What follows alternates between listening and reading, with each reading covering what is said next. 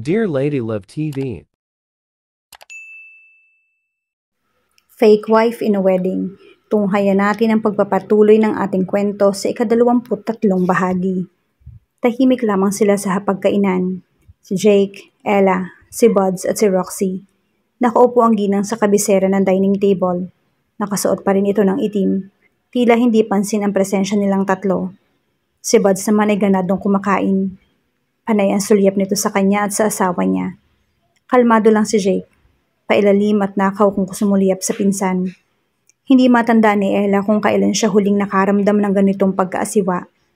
Yung underwear check. Sagot ng utak niya. Namumula ka. Puna sa kanya ni Buds kaya pati si Jake ay napatitig na rin kay Ella. Napayuko tuloy siya. Gosh, bakit ngayon pa ako nag-blush? Kumain na lang kayo dyan. Supladong sabi ni Jake sa pinsan. Tila napikon si Buds. I noticed her blushing, that's all. Inilapit ni Jake ang mukha sa asawa at may ibinulong kay Ella. Don't imagine me naked. Inoobserbahan ko si Buds and I don't want to be distracted. I especially don't want you distracting him. Inirapan niya ito. I'm not imagining anything of the sort, okay? Bulong niya. At wala ako sa mood. Hinalikan siya ni Jake sa pisngi. Don't tell me you blush because of my cousin. Ano ka ba, Jake? Buds like you, Ella. We are married. Hindi ako masusulot ni Buds if that's what you're worried about. Stop being insecure. Umiling-iling si Jake. Insecure? Of Buds? Oh, please, Ella. Magkukunwari na lang ako na hindi ako aware na ako yung pinagbubulungan nyo. Buds granted. Uminom ito ng tubig. Jake rolled his eyes. Tumayo si Roxy at walang paalam na umalis. Look at my mom. Jake hissed at Buds. Kasalanan mo kung bakit siya tulala. What I did to tita. Umismid ito. Jake, iniisip mo talaga na akong pumatay kay tito? Hindi niya sa'yo ipinaman ang kumpanya kaya naghihiganti ka. Kung talagang plano kong patayin siya, Jake, di na sana noon ko pa ginawa. Ibinagsak nito ang kubyerto sa pinggan. Of course, you couldn't kill him too soon. Magdadrama ka pa sa isang sulok bago ka pa makapag-isip ng gagawin. Drama? You know me better than that. Makahanap lang talaga ako ng ebidensya na ikaw ang may gawa nito. Bakit ba akong pinagbibintangan mo? Ikaw ang huling bumisita kay Papa. Pero buhay pa siya nung umalis ako. Ako ang huling nakakita sa kanya. At kasama ko noon si Yaya. Kasi ikaw talaga yung pumatay kay Papa. Nagpasama ka ba kay Yaya para may alibay ka? Hindi na iyan suspicion, Jake. Nagbibintang ka na. Napatayo si Ella mula sa kinauupuan niya. Ano ba naman kayong dalawa? Pag-aawayin niyo ba talaga yan sa harap ng hapagkainan? Huwag kang makialam dito. Sigaw sa kanya ng dalawang lalaki. Ella was shocked. Nagulat din sina Jake at Buds dahil sabay na silang magsalita. Pareho pa ang sinabi nila. Narinig ni Roxy ang sigawan sa dining room kaya bumalik ito doon. Napahinto ito sa paglalakad nang marinig si Ella. Nagiging bias ka sa investigasyon mo, Jake, dahil idinidiin mo na si Buds. So ipinagtatanggol mo si Buds.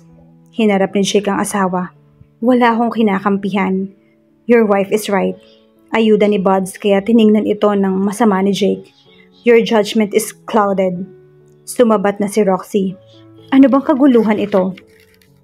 Natahimik sila. Magpaliwanag na sana si Jake pero inunahan ito ni Buds. Wala po, tita. Binalingan nito ang mag-asawa bago ibinalik ang tingin sa ginang. Hindi na talaga kami siguro magkakasundo pa ni Jake. Jake, ani Roxy sa anak. Mamaya, uuwi na dito si F. Galing sa camp nila. Ikaw na ang bahala magsabi sa kanya ng lahat. Napatango na lang si Jake. Halos 1 linggong activity na dinaluhan ni F. Pinili na lamang nilang huwag munang iparating dito ang nangyari sa ama. Tumigil ang turba sa harap ng gate ng mansyon ng mga kastelo. Kaya tumayo na mula sa kinauupuan niya si F at nagpaalam sa mga kaklase. Bye, guwapo. See you sa Lunes, ha? Ingat, lagot ka sa papa mo. Ulol, nagpaalam ako na nasa camp ako. Sagot ni F sa huling ng asar bago siya bumaba ng bus. Bago umandar ang bus, naalimpungatan pa si Matilda. Aba, nawala yata ang katapat niya sa upuan sa bus. Si F. Binalingan niya ang katabing si Abby. Si F. Inalis niya ang suot na headset. Kabababa lang yun, oh. Yun ang bahay nila, oh. Tumanaw ito sa bintana. Shucks, nasa akin itong cellphone niya. Inilabas niya mula sa bulsa ang Samsung ni F.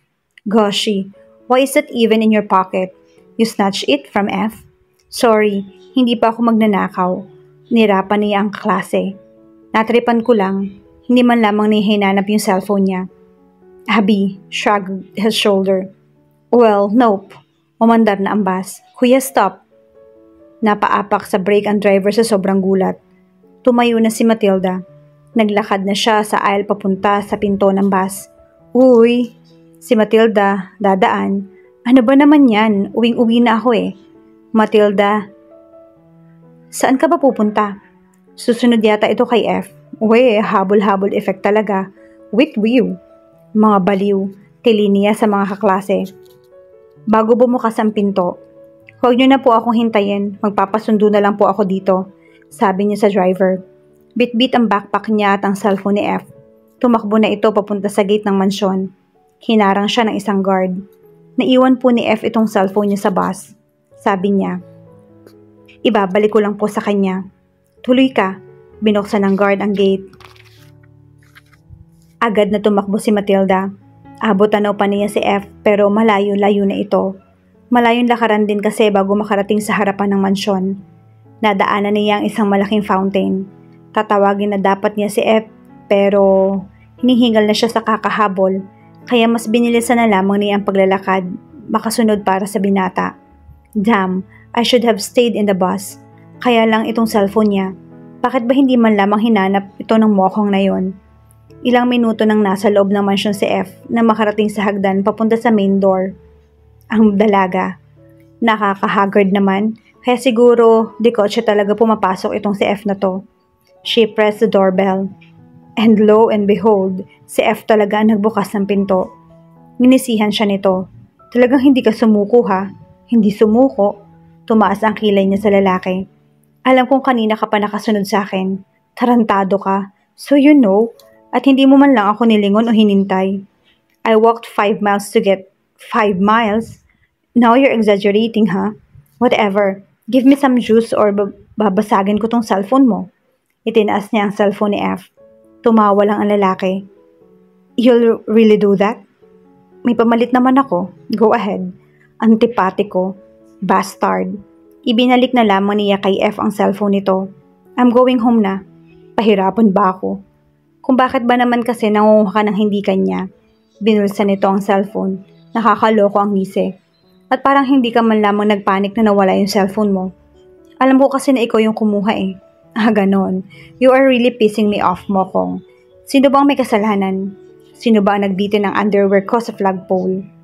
Napagkatuwaan lang yon ni na Joey. Natatawang sagot ni F. Kung bakit ba naman kasi nakastitch underwear ka? At may pangalan mo. Nanlaki ang mga mata niya. She couldn't believe this guy. Bumungis-ngis pa rin ito. Perverts talaga kayo. I swear, hindi ko talaga alam na ikaw yung ninakawan nila ng underwear. Madilim pa noon sa camping grounds kaya hindi ko agad napansing nakastitch yung pangalan ng owner ng pink underwear. Napapikit siya. Namumula na ang buong mukha. Magtigil ka na nga. Uuwi na ako. Call your parents.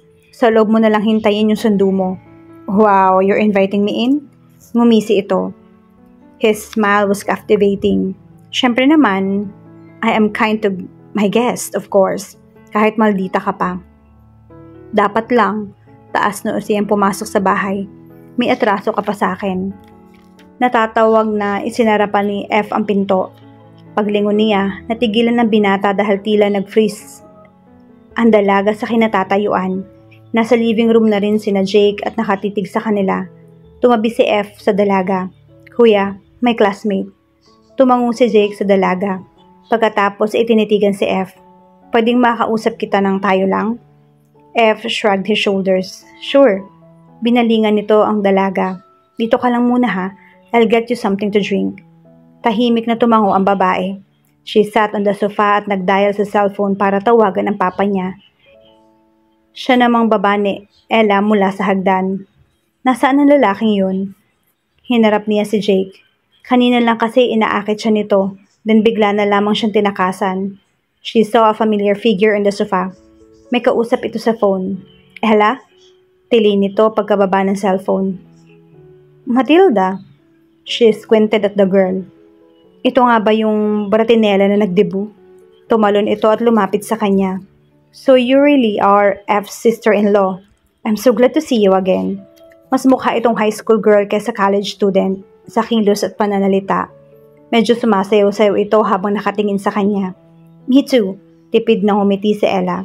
Napadalaw ka.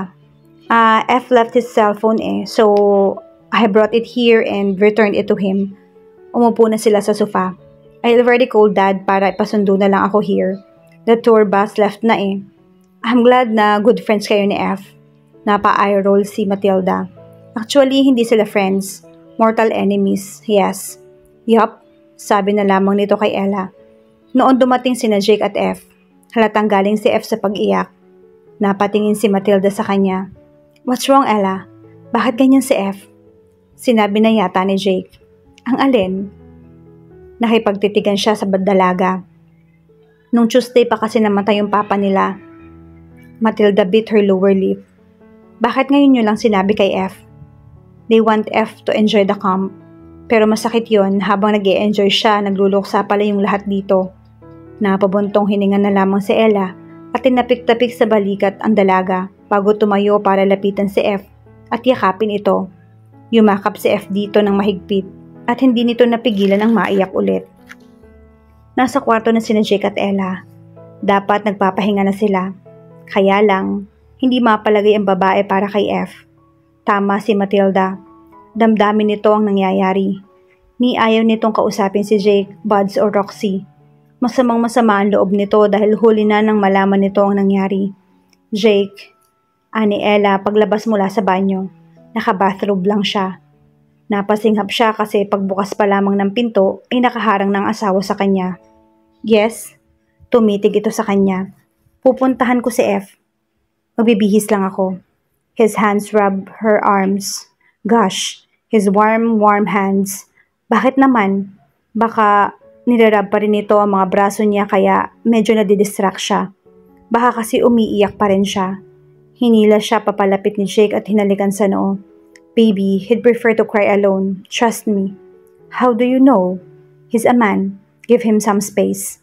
Mas mahihiya siya kapag may nakakakita sa kanya na umiiyak. Pero Jake, he tipped up her chin with his hand at nagtama ang mga mata nila. She felt like melting. Her knees became wobbly. Baka bigla na lamang siyang bumagsak sa sahig. I want you now, he said huskily before he bent lower to kiss her lips gently. It started as a gentle kiss, then his tongue slid inside her mouth and the kiss deepened. Agad siyang yumakap kay Jake. Matagal na rin since their last intimate moment. Matagal na itong gustong gawin ni Jake. He wanted to take her to bed, pero ayaw niyang ibuhos sa asawa ang stress na nararamdaman niya. He didn't want to burden her with his grief. Ngayon, mas matatag na ang pakiramdam niya. Mas composed at sigurado na siyang hindi maaapektuhan ng stress ang kanilang something-something.